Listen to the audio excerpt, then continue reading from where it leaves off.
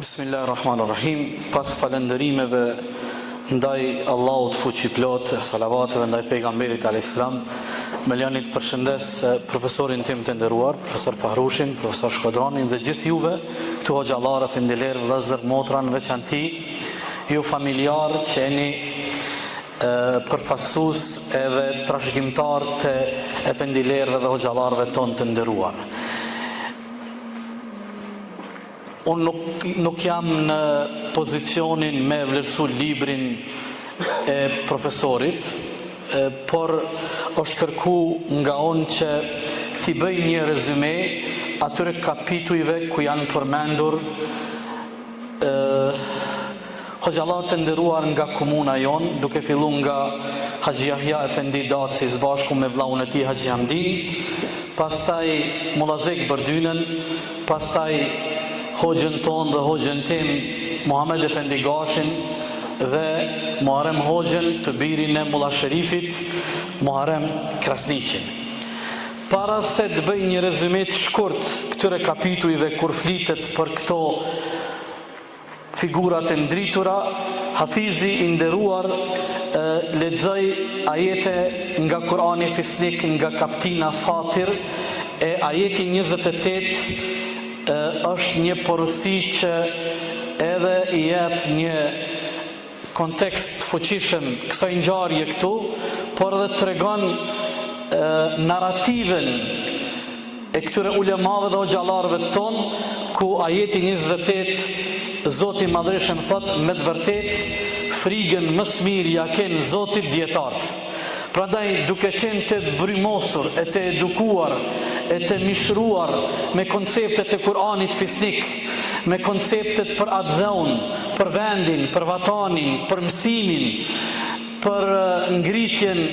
edhe vetdijen e një populli, hoxhallarët dhe ulemat kanë qenë ata të cilët më së miri e kanë manifestuar dhe e kanë shpërfaq këtë thirrje të Kuranit, më së miri frigën ja kenë Zotit dietarët. Më lejoni tani të ndalem me një rezume të shkurt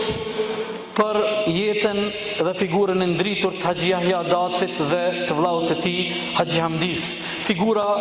të shquara kombëtare dhe fetare. Haxhi Yahya Daci ka lindur vitin 1905, ka ndru jetë dhe është vrarë mizërisht nga bandat serboslave qetnike si armik i popullit në vitin 44. Haxhi Yahya lindi në Pej në vitin 1905, në një familje me prejardhje nga fshati Dacaj në komunën e Rozhajës, filloi arsimin dhe shkollën shqipe gjatë sundimit austro-hungarez, vazhdoi studimet në medresën e qytetit, në moshë të re e kryu haxhin në Mekë dhe pastaj vendosi të vazhdon në Universitetin e Azharit në Egjipt, por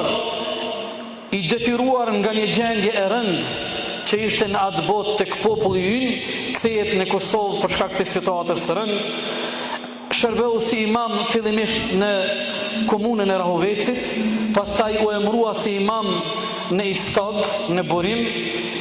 u angazhu në lëvizje kombëtare ku ishte mjaft aktiv duke qenë pjesë organizative e ilegales si Gjemijeti dhe Endesheja, duke bashkëpunu me figurat e shquara të kohës si Ferhat Draga, Hafiz Ali Korça edhe Anton Harapi.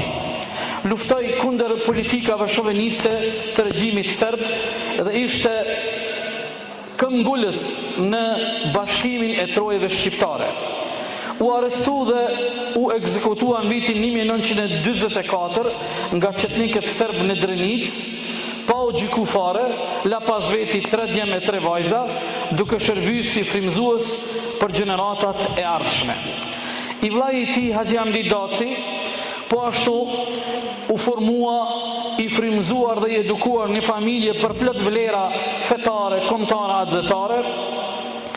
Filloi punën e tij në xhamitë e Shushicës, në Kaliçan dhe pastaj në xhaminë e Shushtermahallës, e cila u dogj në luftën e dytë botërore nga italianët. Haxhi Yahya Daci i vazhdoi lidhjet me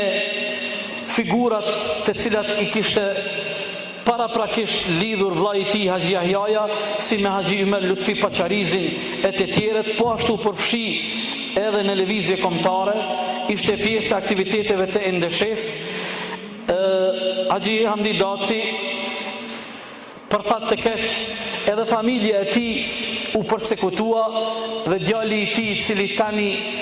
ka pas dëshirë të jetë prezent me ne, por në fund kërkoi falje, Hysen Daci, i cili jeton edhe vepron në Prishtinë,